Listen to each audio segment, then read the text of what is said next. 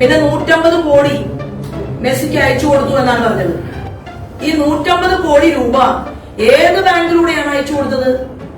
ഈ 150 കോടി രൂപ എങ്ങനെയാണ് ഈ മാധ്യമ മുതലാളിക്ക് കിട്ടിയത്?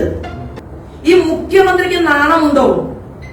കേരളത്തിലെ ജനങ്ങൾക്ക് അവകാശപ്പെട്ട ഒരു സ്റ്റേഡിയം ഒരു കരാറ് പോലും ഇല്ലാതെ കൊടുക്കാൻ, ഏൽപ്പിച്ചു കൊടുക്കാൻ എന്താണ് കേരളത്തിന്റെ മുഖ്യമന്ത്രി പിണറായി വിജയനും വകുപ്പ് മന്ത്രിയും ഈ മാധ്യമ മുതലാളിയും തമ്മിലുള്ള ബന്ധം എന്ന് വ്യക്തമാക്കേണ്ടതാണ്. കേരളത്തിന്റെ മുഖ്യമന്ത്രിയാണ്, കേരളത്തിന്റെ ആഭ്യന്തര വകുപ്പ് മന്ത്രിയാണ്. അത് മാർക്സിസ്റ്റ് പാർട്ടിയുടെ സംസ്ഥാന ഘടകം കൂടി മറുപടി പറയേണ്ടതായിട്ടുള്ള ഒരു വസ്തുതയാണ്. മെസ്സി വരട്ടെ, മെസ്സി വരുന്നതിന് നമ്മൾ എല്ലാവരും സന്തോഷത്തിലാണ്. മെസ്സി ആരും കൊണ്ടുവരണം? കേന്ദ്രത്തിന് സ്പോർട്സ് വകുപ്പ് മന്ത്രിയുണ്ട്.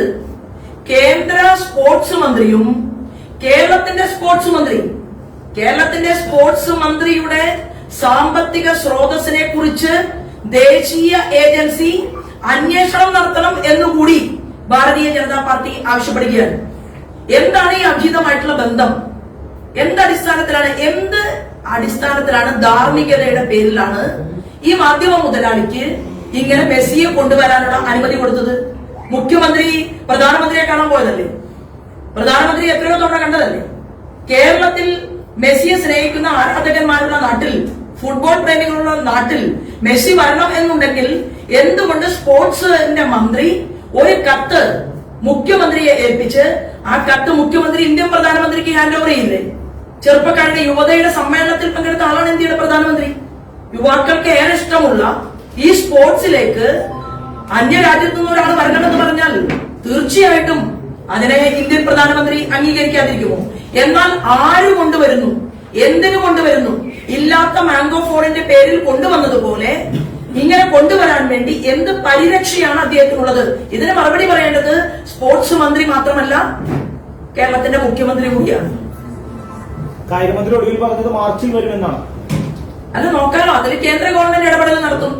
അങ്ങനെ ഒരു കളി നടത്തുന്ന വ്യക്തി കേരളത്തിലേക്ക് വരുന്നുണ്ടെങ്കിൽ കേന്ദ്രത്തിന്റെ സ്പോർട്സ് മന്ത്രി അറിയാതെ അത്തരം ഒരാൾ ഇങ്ങോട്ടേക്ക് വരുമെന്ന് ഞാൻ എന്തായാലും തൽക്കാലം വിശ്വസിക്കുന്നില്ല. ഇപ്പോ പിന്നെ 150 കോടി മെസ്സിക്ക് അയച്ചു കൊടുത്തു എന്നാണ് പറഞ്ഞത്. 150 കോടി രൂപ ചെറിയ പൈസയാണോ അത്? ഈ 150 കോടി രൂപ ഏത് ബാങ്കിലൂടെയാണ് അയച്ചു കൊടുത്തത്? ഈ 150 കോടി രൂപ എങ്ങനെയാണ് ഈ മാധ്യമ മുതലാളിക്ക് കിട്ടിയത്? അപ്പൊ അതിനുകൂടി ഉത്തരം കേരളത്തിന്റെ പൊതുസമൂഹം പ്രതീക്ഷിക്കുന്നുണ്ട്. അപ്പോ തീർച്ചയായിട്ടും ഞങ്ങളുടെ സംസ്ഥാന അധ്യക്ഷൻ ഒരുപാട് കാര്യങ്ങൾ ഇതുമായി ബന്ധപ്പെട്ടുകൊണ്ട് കോടതി മുമ്പാകെ നിൽക്കുകയാണ് എന്നുള്ളത് കൊണ്ട് ഞാൻ ഇതിന്റെ മറ്റു വിശദാംശങ്ങളിലേക്ക് ഇപ്പോ കടക്കുന്നു.